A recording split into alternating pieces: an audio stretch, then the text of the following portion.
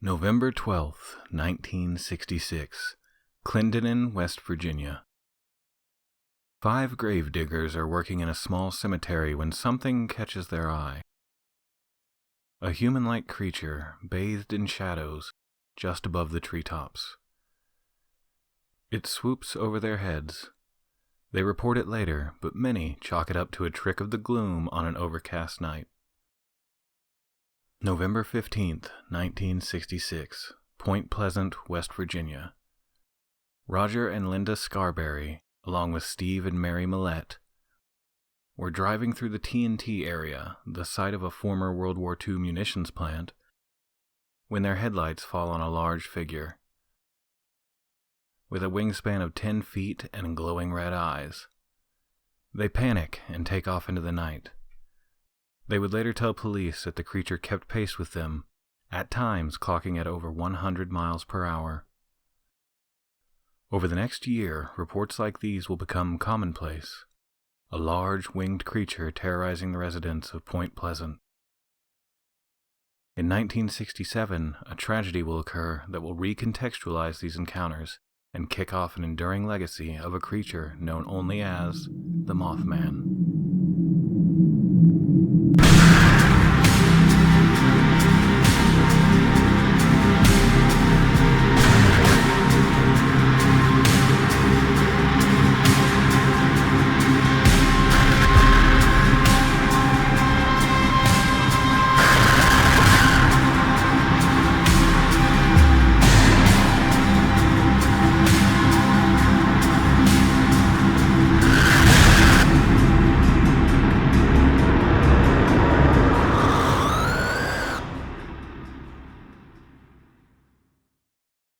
The initial sightings of the Mothman were already kicking up a furor. Just one day after the Scarberry-Millette sighting, the Point Pleasant Register ran this headline: "Couples see man-sized bird, creature, something." Roger Scarberry and Steve Millette sat down with the Register to tell their story.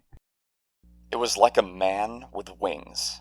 It wasn't like anything you'd see on TV or in a monster movie. Listen, I'm a hard guy to scare, alright? But last night I was all for getting out of there. We went downtown, turned around, and went back, and there it was again. It seemed to be waiting on us. It apparently is afraid of light, and maybe it thought it was scaring us off. Millette would go on to surmise that the creature lived in an old abandoned power plant outside of town, reasoning that there was something strange about one of the boilers. This doesn't have an explanation to it.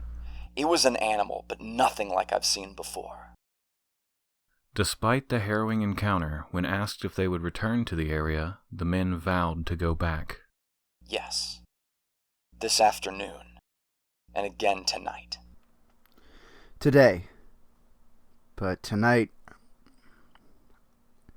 I don't know. Scarberry and Millette did indeed return to the area of their sighting that day.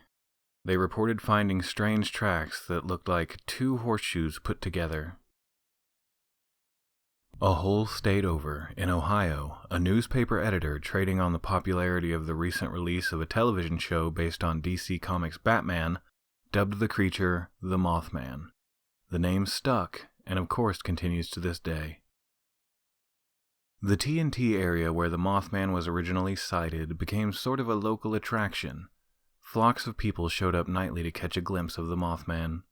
The area had just the right amount of mystique to carry the legend.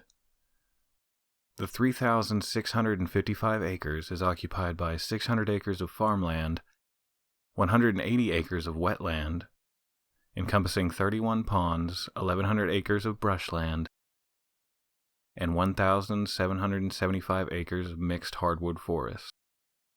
Over 100 concrete domes, known as igloos, were formerly used for storing munitions, and they occupy the site as well. At these nightly gatherings, the police and firemen that volunteered to be in the area for safety's sake surmised that each car on the property contained at least 1 gun. Eventually, the TNT area underwent some serious environmental testing, and was found to contain large amounts of pollution due to its former life as a munitions storage area It would go on to become an EPA Superfund site.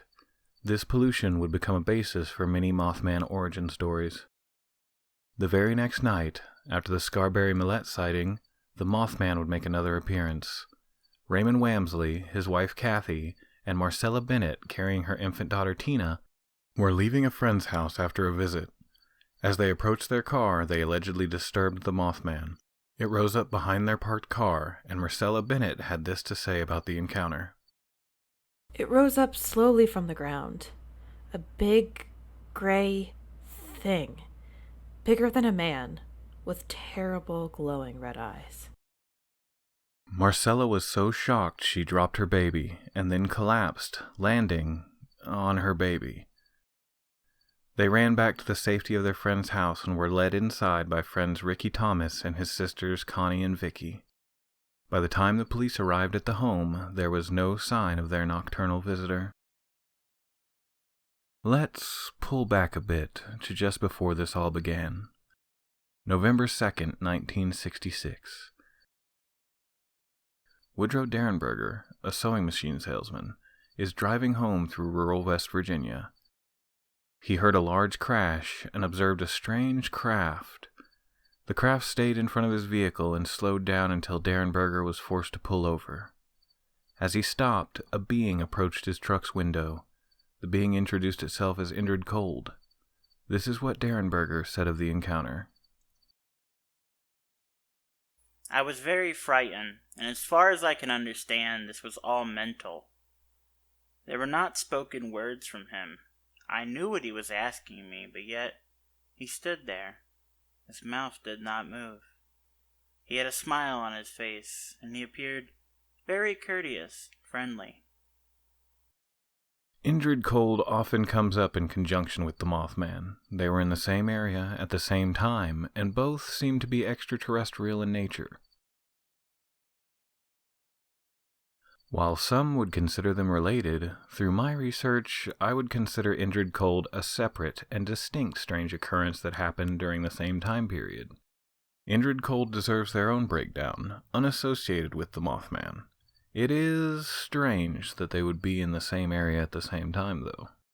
You honestly just can't have a Mothman story without mentioning Indrid Cold. The sightings, the fear, the cars sitting in the TNT area hoping to see something out of this world all stopped or considerably slowed down in December of 1967. The Silver Bridge linking Point Pleasant to Gallipolis, Ohio, collapsed during the morning rush hour. 46 people would lose their lives, with 2 never being found. Author of the Mothman prophecies, John Keel, reasons that the Mothman is a kind of supernatural harbinger for disasters.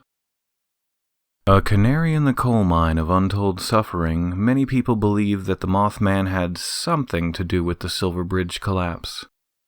Some of the more outlandish theories speculate that the collapse was caused by a sonic boom from the Mothman's wings.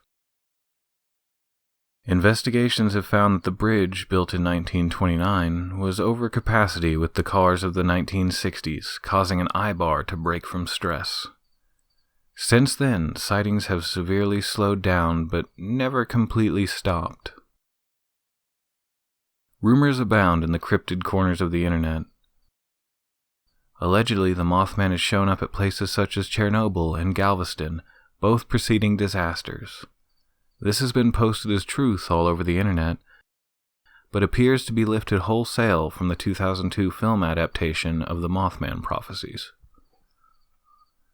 The prevailing theory is that a combination of mass hysteria and sandhill cranes is to blame for the Mothman. Of course, even the sandhill crane theory isn't without some strange turns. Some speculate that the pollution in the TNT area has mutated a crane to an enormous size and made it glow. These days, Point Pleasant is still a small town at heart and in practice, with less than 4,000 full-time residents. After the release of the Mothman prophecies in 2002, the town found itself at the epicenter of a burgeoning tourist trade. Much like Roswell, New Mexico before it, the town went in hard on its strangeness. You can go check out the Mothman Museum, go take pictures of the frankly terrifying Mothman statue, or even settle in at the Village Pizza Inn for a Mothman pizza. Over time, the vaguely threatening undertones of the Mothman have been replaced by a goofy cryptid folklore, another mystery of Appalachia, spoken of with reverence, with tongue firmly in cheek. But what do you think? Is there a creature in the West Virginia hills, or is it simply the misidentification of a sandhill crane? Let me know in the comments or on Twitter at DreadUnsolved or Instagram at DreadTheUnsolved. I'm also on Facebook. You can send me coupons for Mothman Pizza at theunsolved@dreadcentral.com. Thanks for watching.